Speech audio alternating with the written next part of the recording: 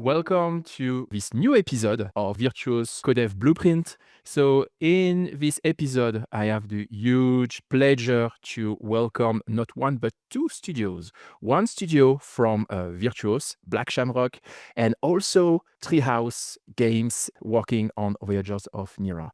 So, in this episode, we'll see the collaboration between both studios. And if you don't know Black Shamrock, shame on you. Black Shamrock, they are located in Dublin, Ireland. They are specialized into full cycle game development, level design, and also engineering. And they work on super huge titles like Oblivion Remastered, Dune Awakening, The Outer Worlds, Midnight Suns, Grounded, and obviously Voyagers of Nera. So thanks guys for being here. We'll make a roundtable right after I introduce our VIP guest from Treehouse Games, Ryan and Dave. Would you mind to introduce yourself, guys, first? Sure, I can go first. My name is Ryan Sullivan, and I'm co-founder and president at Treehouse Games.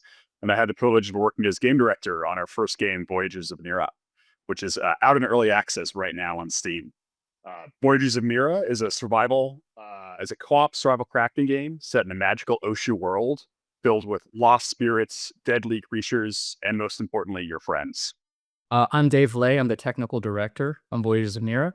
Been with Ryan and the team since pretty much the very beginning, almost 5.5 years ago, almost 6 years ago. And it's been a pretty awesome journey of learning this space of cooperative games, learning this space of developing a game from the ground up.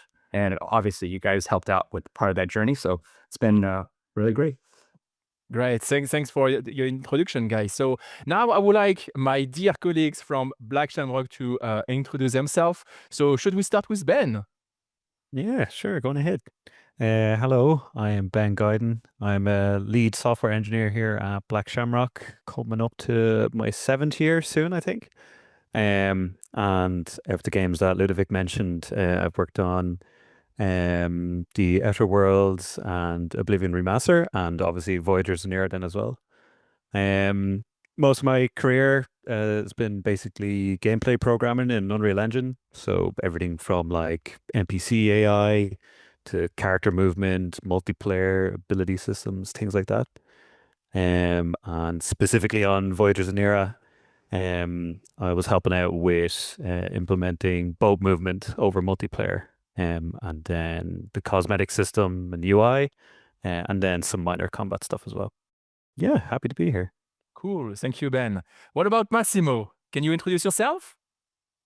Yes, of course. Hello, everyone. And so I'm Italian, actually. Joined Virtus from Italy, but living in Dublin, in Ireland.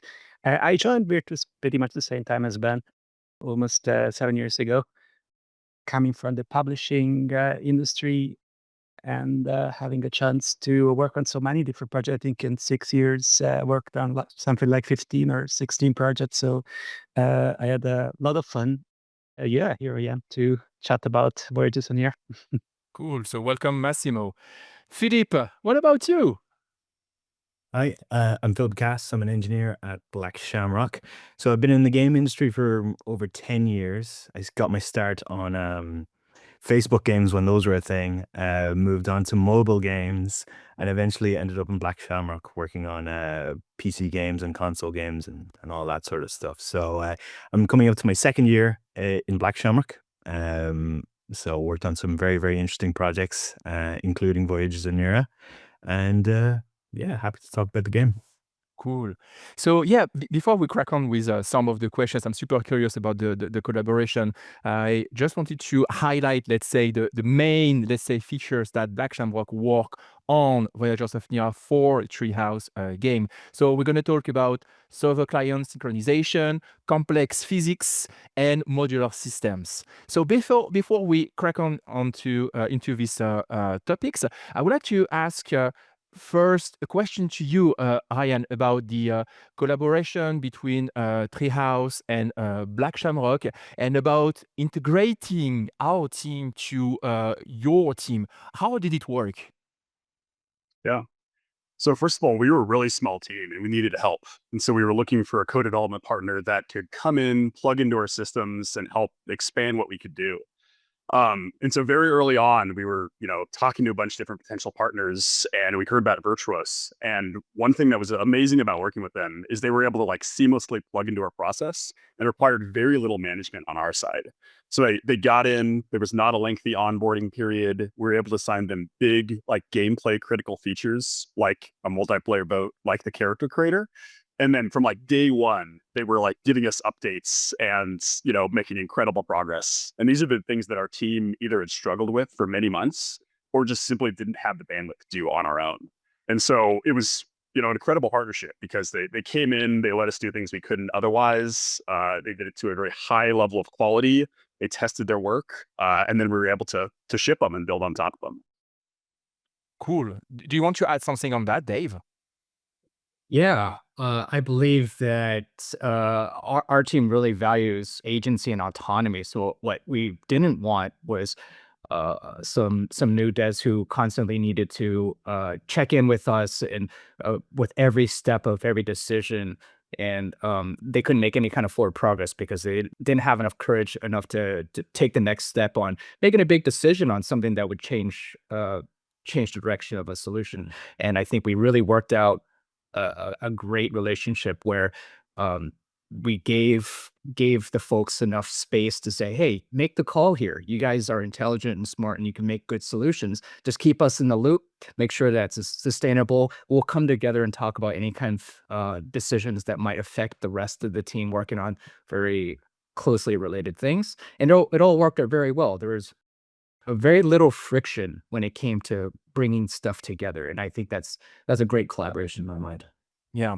So we just talked about collaboration and integration. So it's probably something that Massimo actually contributed in. So Massimo, as a senior producer, so how do you facilitate the bridge between the client's creative vision and the technical reality of the engineering team? Can you elaborate a little bit about that? Yeah, first of all, I think I didn't mention I joined Virtus as a producer in my presentation. So thanks for pointing that out.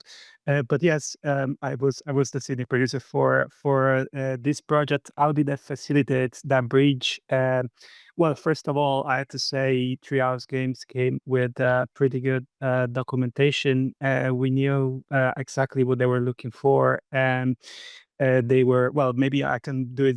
I can recap it very quickly. Obviously, for the people that don't know, Voyagers is a survival game based on an open sea more than an open world, and obviously they needed this a navigation system to navigate to different islands where you can find new biomes, new resources, and all of that.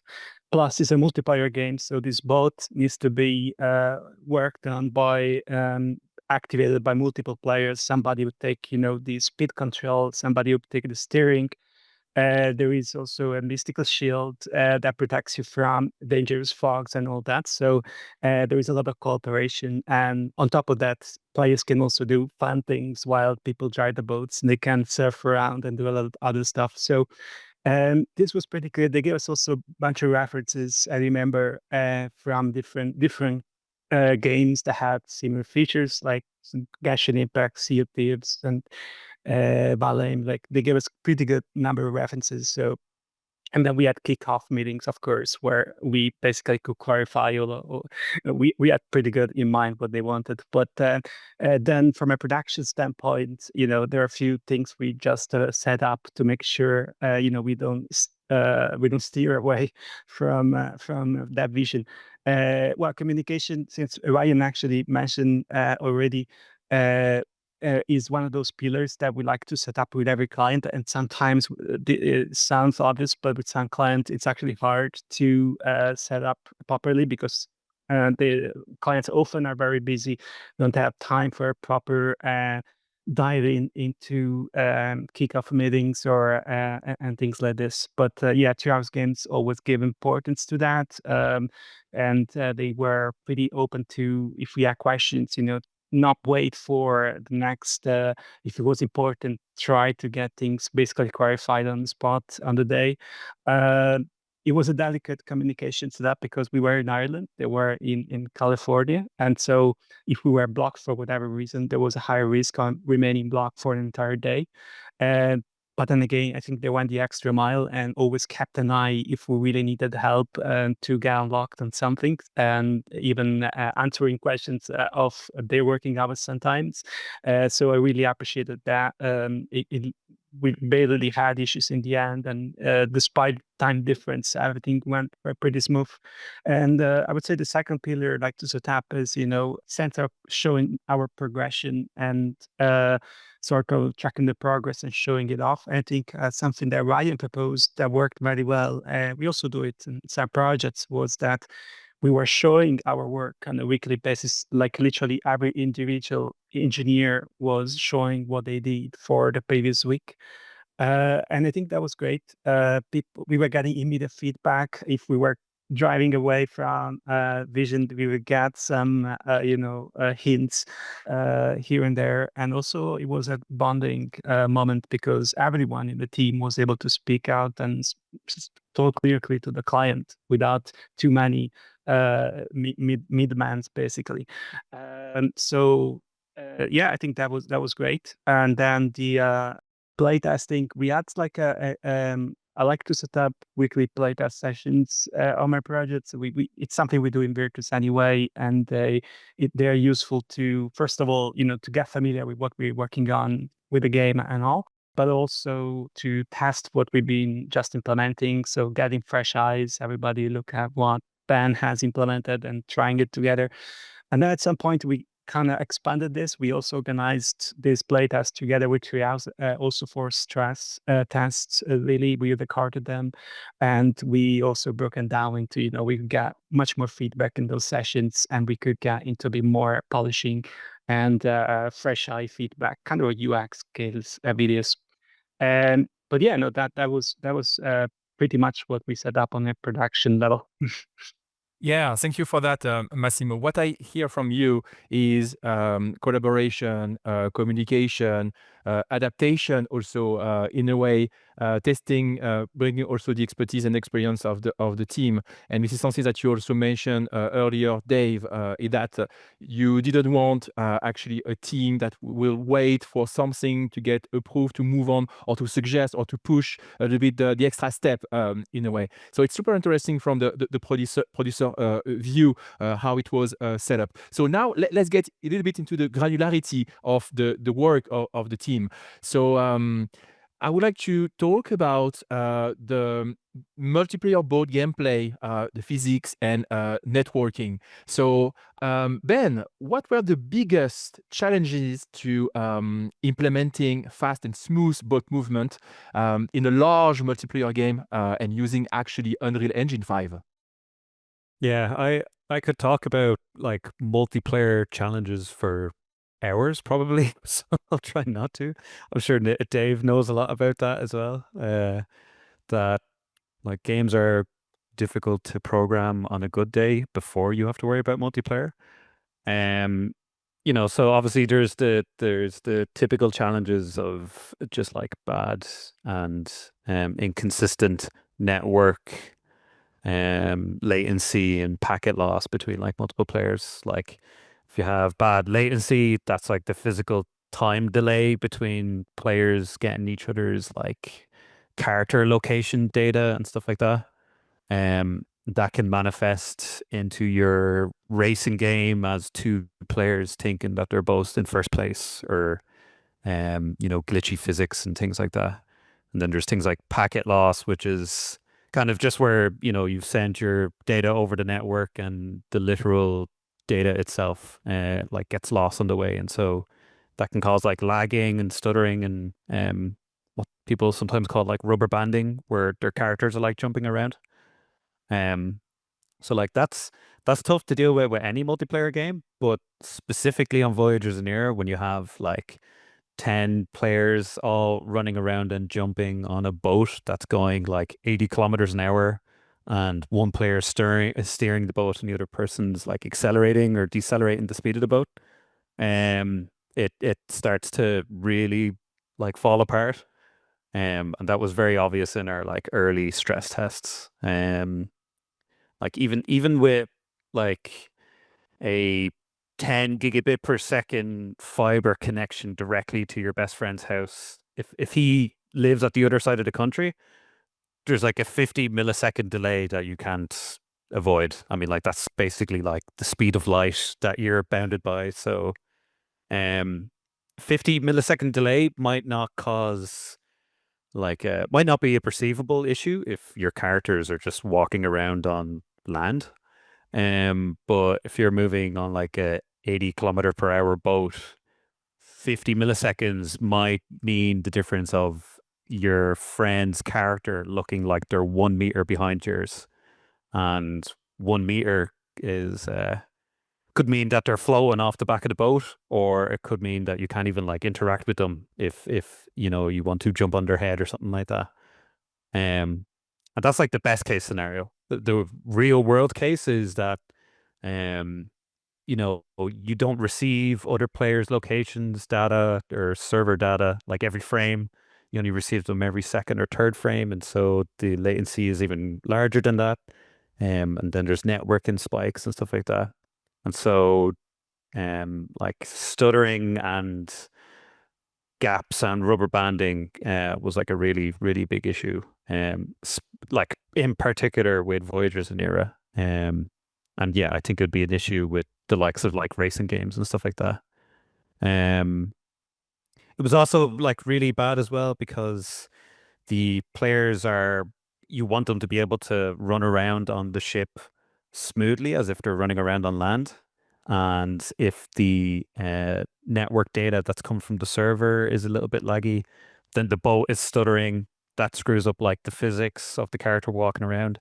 The camera screws up as well, and it gets like really nauseous. So it's something that really had to put much more time and effort into dealing with compared to, I think, a lot of other games. So yeah, that was loads of big challenges. Yeah, I can hear that there is a lot of different parameters. And something that I keep in mind is that you mentioned also there's like physics, real world stuff that we need to take into account, and also the complexity of the in-game things. So yeah, I would like to ask a question to Treehouse and probably to Dave about this point. How did having a dedicated engineering team for networking allow your internal designers to, let's say, take bigger risk with the game scale?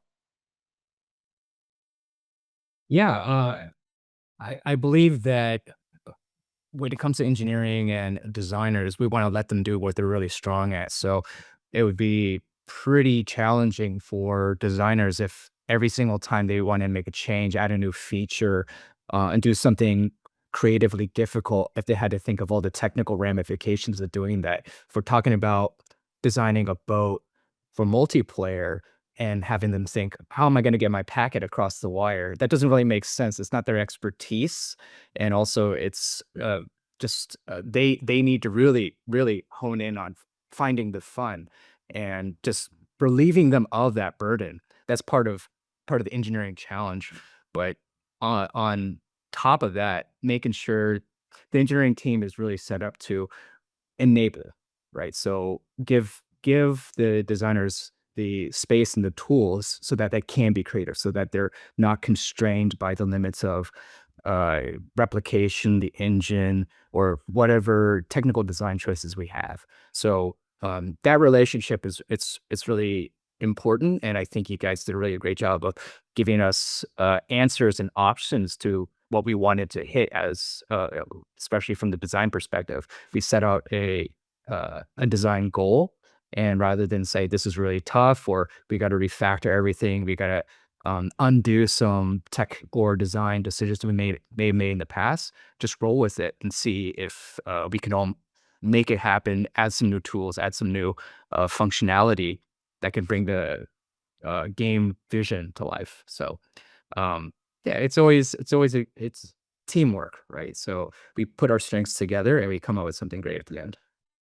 Yeah, at the end of the day, I have the feeling that we are still saying the same thing: collaboration, integration, bonding, understanding, and it's super important because we are human beings after all. So now I would like to talk now about the combat system, and again I would like to come back to you, Ben.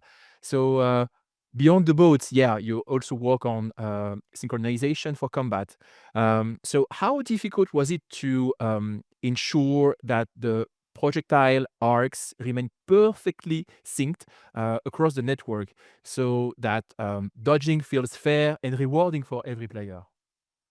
Yeah, that was a fun one to work on. Because there's typical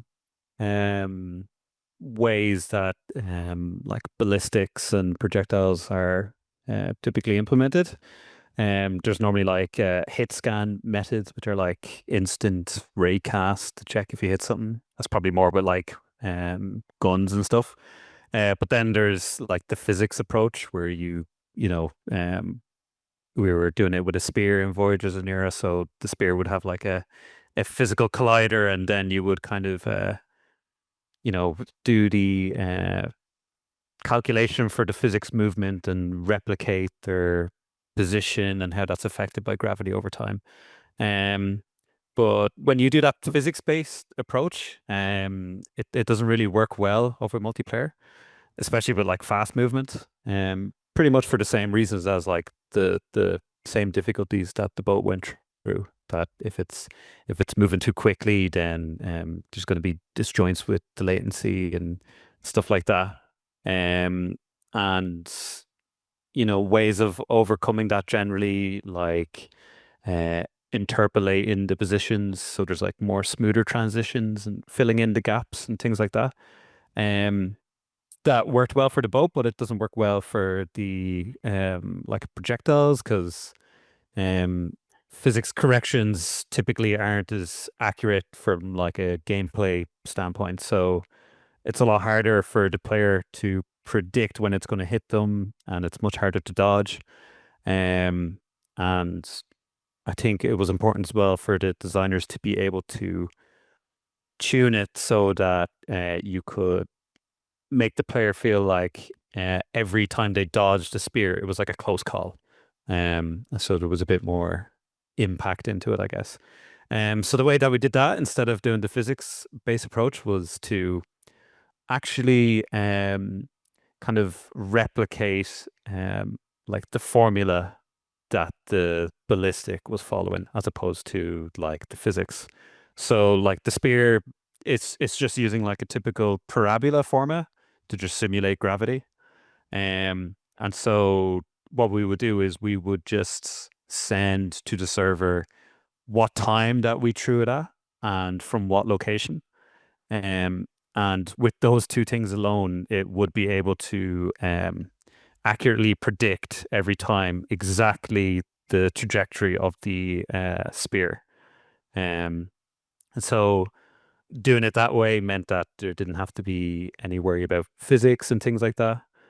And then we also tweaked it so that the parabola would home in on the players or on the enemy, whoever the target was. And you could adjust for what time that homing would disable.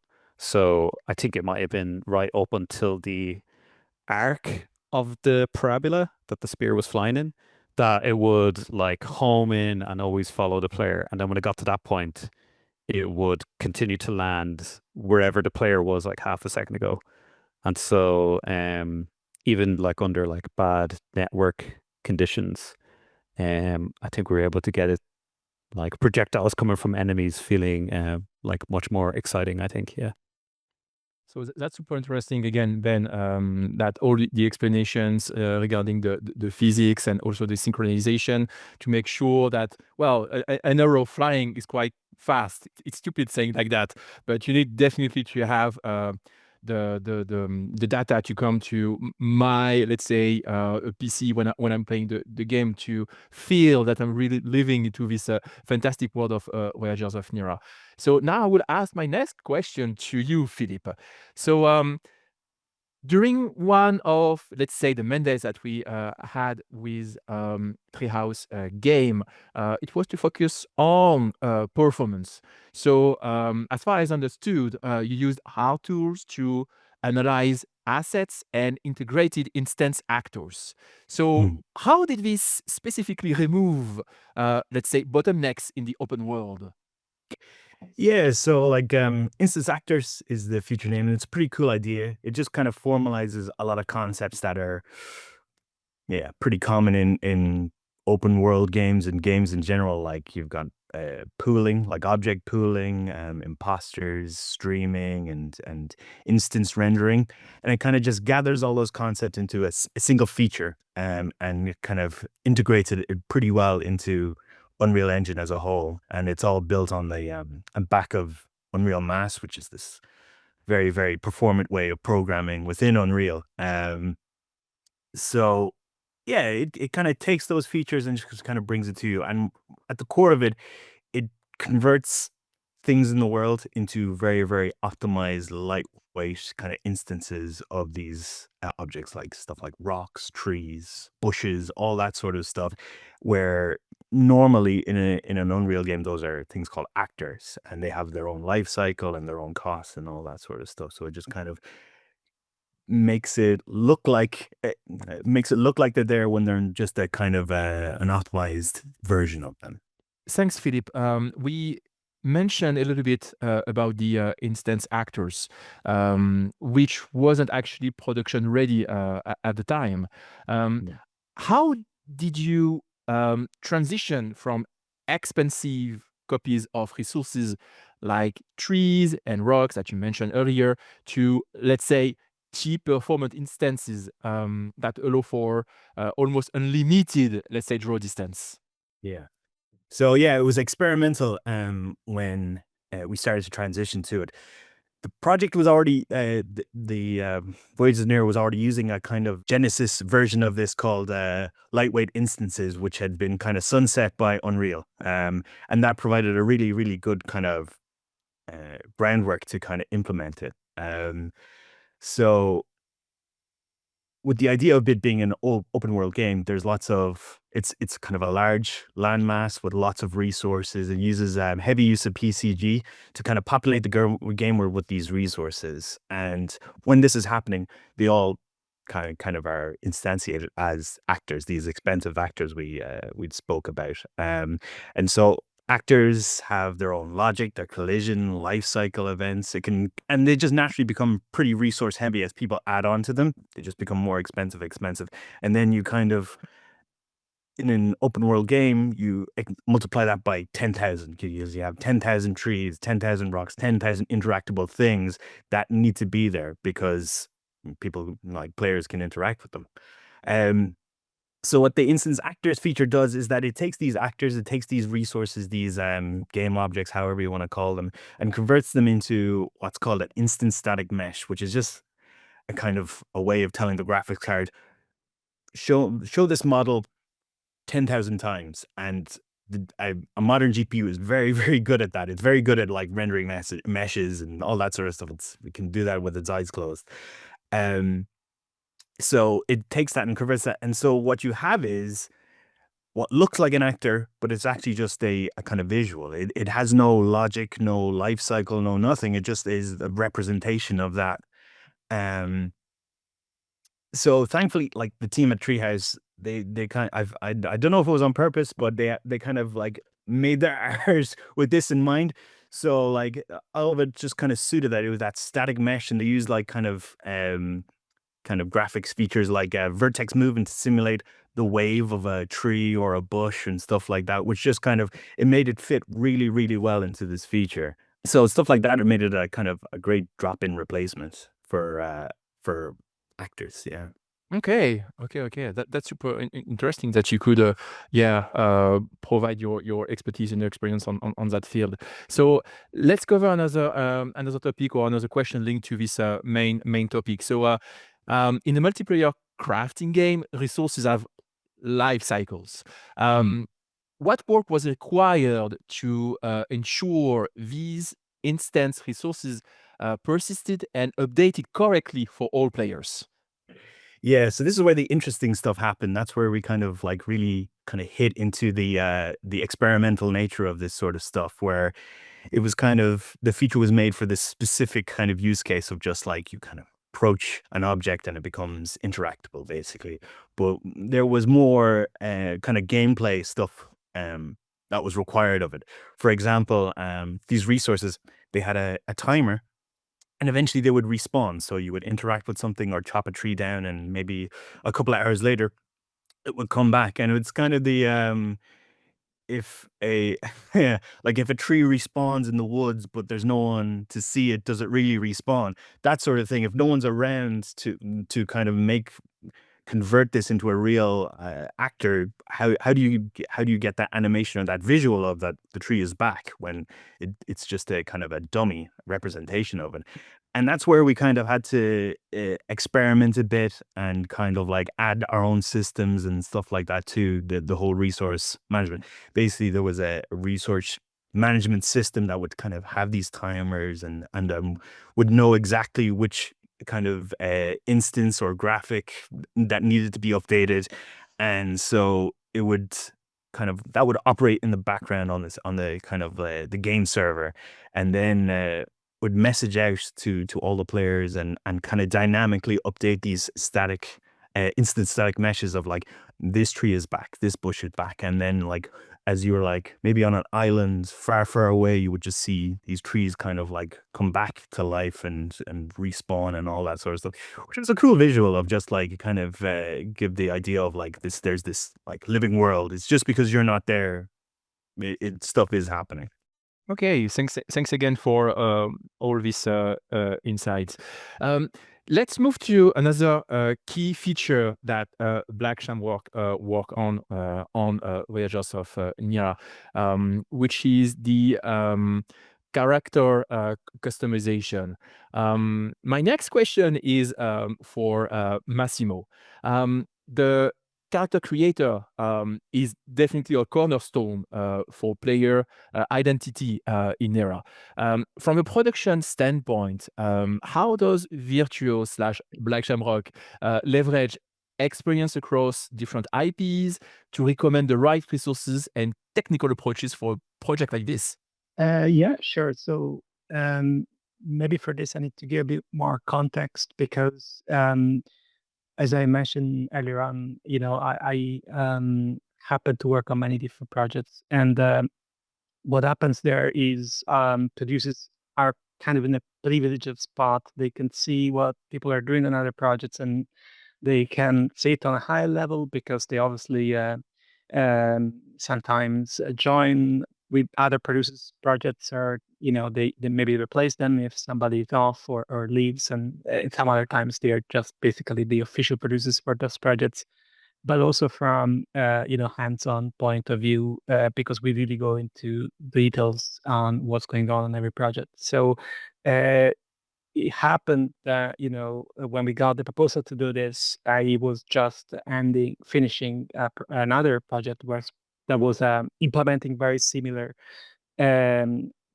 character creator feature using this sort of a modular data binding system, which I will let Ben explain more in details later. They brought a lot of a fresh eyes and fresh knowledge. They were just building this feature with me in the previous project.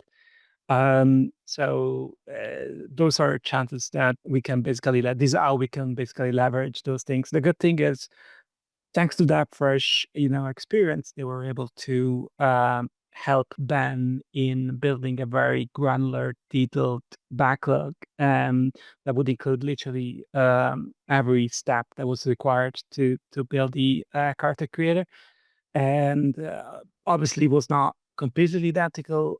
The Voyager Nera had some additional features like masking and meshes, and had to handle a few different things, but overall the basic system, the architecture was pretty much the same.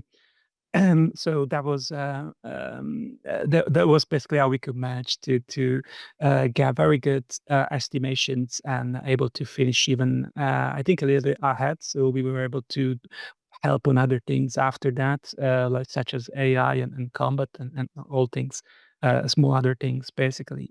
Cool. So yeah, we talk about the available, let's say, resources, or at least people to have an expertise and experience on that. So Ben, technically speaking, how did you architect the asset data structure and UI to ensure that designers and artists could integrate their content quickly for scaling up? Yeah. So yeah, a lot of the insights from the other two, Jack and Alberto, were really helpful on that front because, as Massimo said, they had done very similar work on a previous project. And kind of a important principle that we wanted to get into there was that developers and like the artists and designers at Treehouse would be able to like go into the editor and integrate their work without getting overwhelmed by like hundreds of different options that may not even apply to whatever specific thing that they're integrating. And by integrating, I mean like the like cosmetic data assets regarding like the character creator. Because yeah, less time finicking with data in the editor while they're integrating is more time that they can spend in like 3D modeling and iterating and just making the game and the content just better for the player. So to do that, like we had each different type of cosmetic that you could add in, be it hair, tattoo, shirt, shoes, backpacks, things like that. Making sure that all those different cosmetic types had their own type of data asset, so that we didn't cram all of those parameters that those individual cosmetics would need into like one thing.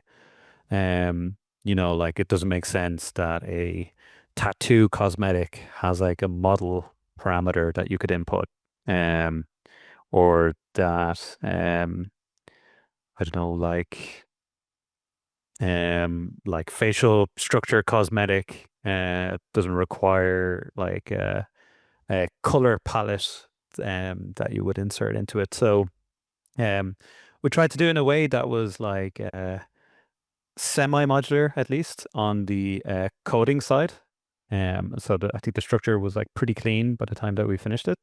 And it just meant that for the developers, yeah, when they needed to integrate stuff, there was just the list of data asset types, and they just clicked one, and it had just exactly what they needed. And we tried to add as much, tool tips as possible, asset validation as well. If you didn't include the texture that was inserted into the UI, then it would pop up an error and stuff like that.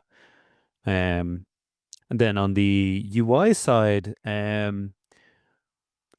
thankfully we got that in a state that it kind of just worked. That there was like no work that needed to be done by the developers when they were integrating cosmetics. It was just your data assets were referenced in a big data table, and once they were in there, the UI just populated them in like their different tiles and options in the character creator. So it scaled up, I think really, really well. And I'd want to mention as well that like Massimo touched on this at the start, that we received like great documentation from Treehouse. And because of that, we were able to be really autonomous, specifically with the character creator. Everything was described through like a master wireframe that was done in Miro board. It was just, it had every different type of cosmetic and color and different screen in the character creator, and we had to do very little clarification with Treehouse. Like it just described everything visually very well. So yeah, no, I think it went pretty effectively. Yeah. Cool. That sounds to be like a huge work. So I would like to ask my next question to Dave and Ryan about this specific feature. I guess like for a game focused on social, let's say experiences, player expression is very important. Um, would you be able to kind of saying how much time was saved by having this modular plug and play systems in place for the character creator? And did it change how you plan your content roadmap about that? Yeah, I can start. I think it's safe to say we probably wouldn't have had a character creator if it wasn't for Black Shamrock's support. And so talk about increasing player expression opportunities. It's the kind of thing that late in development, it's very hard to spare a dedicated engineer, dedicated designer, dedicated UI artist to get it up and running. And so them being able to deliver this incredibly easy to use modular system that we basically didn't really have to touch after they delivered it. We were able to extend it actually when we eventually added armor to the game to give players even more expression opportunities. It was very easy to kind of go in and restyle the UI as our UI style started changing towards launch. And talking about ease of use, just the other day, our producer, who typically doesn't do work in the engine, was in there setting up new cosmetic options, new hairstyles, new colors, using the system that Ben described. And so, it provided players with new customization opportunities that they wouldn't have had, or at least they would have had in a much simpler form. Um, uh, Ben and the team collaborated very closely with Andrew, our art lead, to really achieve their vision. Make sure that we get all of the options that we wanted players to have. And then it's a system that's like stood the test of time. And one of our most common requests from the community is more options for the character creator. And because it's so easy to use and so easy to add to and extend, we're able to continue providing that even after launch and into the future. Cool stuff. Thank you for your answer. Do you want to add something on that, Dave? I'll just plus one what Ryan's said about making it easy to add new content. I think it'd be unfortunate if any time we wanted to add new content, a new cosmetic, our team had to think about, oh no, what about UI? Oh no, what about setting this other thing up? There's just this extra overhead that really gets in the way of being creative. We just want to get this new thing to players, and we have to go through all these technical challenges and hoops and resourcing to get it done. Now we think of something new. I want to add this new hairstyle. Just do it. It's there. It's ready to go. And I think that's a sign of really great solutions at work, right? You just can think about the thing that you really want to think about, which is the creative part, which is the value of the players. And so I think this kind of captures that idea really well. Cool. Thank you for your answers. And I actually didn't know that it was something that Black Shamrock bring on the table, or at least convince or add this feature of character creation. So yeah, thanks everybody for all these insights. I would like to conclude this episode with one specific question to all of you. So please take turn to answer if you want to answer. What was the key moment or an highlight for you personally during this collaboration? Who wants to start with it? I can go first. Please. For me, it was really when we had our first team playtest where we were all able to jump on the boats and sail together, and people weren't falling off. It was smooth. We were able to go and explore islands. And this really came after, honestly, like months of us struggling with this feature on the team and just unable to crack it. With, the very small team, not a ton of networking expertise. This is also this replicated platform, whether it's a spaceship or a boat that players can, all participate on together, is something that I personally tried to add to like 3 of my past projects and failed each time. And so the moment, it was a little bit into the engagement, but when Ben kind of ironed out a bunch of the kinks and we're able to sail together and it just worked and was smooth, and we were like, oh, I guess this is how players will get around this massive ocean world that we're creating. That was the high moment for me. Fantastic moment. Anyone wants to share? Yeah, Ryan stole my one. I think that was my that was definitely, I think, my highlight as well. Yeah, and I think even like jumping up and down on the boat and like not falling off the boat, even regardless of network performance. But like, I think we did a stress test of like, I think I just put like a I don't know what you call those programs, but like a button masher that just ran for an hour, just pressing spacebar. And I think I just left the game running for an hour. And when I came back, the boat was moving and turning, doing circles, and they were still jumping in the like exact same spot on the bow or on the front of the ship. And then probably another highlight as well was when maybe correct me, Ryan, who did the model for the boat when it was like upgraded from like the block out one, when it was upgraded to like the really, really nice model and texturing. Seeing that being applied onto the boat movement and physics, it was a really nice moment to see. That was a fun moment. I can't remember if that was Kyle, our in-house 3D artist, or Dardo, an art outsourcing company that we work with. But we went from the placeholder boat to the real boat. Got a lot cooler. Maybe I'll go next. I think I also share the same moment with the boat testing, but I think the overall highlight for me was really the full collaboration with Treehouse. I don't say this just because the Treehouse guys are in the call. Like, they definitely have been some of our best clients, and we actively tried to work with them again after the project ended. We could, it's the kind of client where you can see everybody's really passionate about what they're doing. It's kind of a indie scale project where big ambitions, and I'm happy that we were able to, still some of the experience that we have gained helping big clients and leverage it for a small indie project and make it happen. So. And the guys were always available for us, and they always treated us as part of their team. And so it was a great experience. And I think everybody really tried everything they could not to disappoint them. And I hope nobody did. I just want to add to that. Yeah, that was basically what I was going to answer. It was just like, it was just great to work with the team at Treehouse, and it was just definitely, I was more under the hood with optimization, but it was just kind of like everything was in service of the game. It didn't feel like a product or anything. It was just like like, I think talking with Dave and stuff, it really was just kind of a handoff. It was like, sure, interested how we were solving the problem, but it wasn't really the how. It was the goal, and like getting to the goal of like figuring it out and making like the best game it could be was really awesome. And yeah, it just felt like a real collaboration, and it was a real treat. Yeah, I'll admit it's always really fun to see new technology, a new feature in action. That's always really exciting.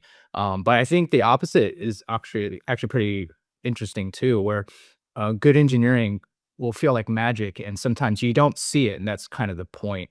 Especially with the resource nodes and instance actors, there was a point where I believe we brought on an early version of it. Philip activated it, and we had the challenge of we had to keep the existing not instance actor solution online so we could keep having internal playtests without any developer disruption. But we were actively switching them on and off, and the team basically didn't know. There was no change in workflow. There's mostly no change in the output that players saw, what we saw in playtests. And that kind of feels like magic. And to see it working without crashes, without disruption, that's very encouraging. And it kind of says, hey, we're going in the right direction. And these solutions are taking the decisions we made internally into account. So some of this technology, it works in isolation when there's no other decisions, but we made plenty of decisions that add more constraints to the problem. And all those constraints are met. And so to me, that's really amazing. Cool. Thank you guys for all your answers. I have a question to you, Ryan. So we actually talk about the past of Voyagers of Nera. So what about the future? I took a look on Steam. I could see that the feedback from the community, from the players, is amazing. So should they expect something? Do you have a roadmap of content that you can share? Anything that you can share with us? Yeah, totally. It's good timing. Actually, earlier this week, we released a new updated roadmap on our socials. So if people want more details, you should check it out. But the high level is we're really happy with early access, and now we're bringing the game to 1.0. We have a bunch of major updates planned about every couple months. We actually just in December released a big one that added the ability to build on the boat. And so this was literally building on the work that Virtuos did, where everybody wanted to customize their boat like they could their base. And we were able to bring that together and have it work on top of these incredibly challenging multiplayer boat problem. So that's from the past, but I believe in March we're bringing farming to the game, a ton of performance optimizations. We're expanding weather, which really enhanced the kind of seafaring world. Some combat updates, again using some Virtuos tech. In June, I think we're planning another major update. We're really expanding the underwater areas in the game, more things to explore, more things to find, more creatures to run into. And then currently, we're targeting October for a 1.0 release. This will bring a new biome. It's called the Sand Sea. It's a volcanic desert-themed biome. New enemies, new gear, new creatures, definitely new parts for your boat. Like all things in game development, plans are subject to change. They don't hold me to it. But yeah, we have a really exciting year of major updates, new features, new places to explore, and then a 1.0. And we have a bunch of ideas for things we'd like to add to the game beyond that if people continue to show up and have a good time with it. Cool. So yeah, this is the time for me to thank you all deeply and genuinely, my colleagues at Black Shamrock, our friends at Treehouse Games. But actually, before we say goodbye, I would like to mention that we have another moment to talk about Black Shamrock's work on Voyagers of Nera, and it will be at GDC.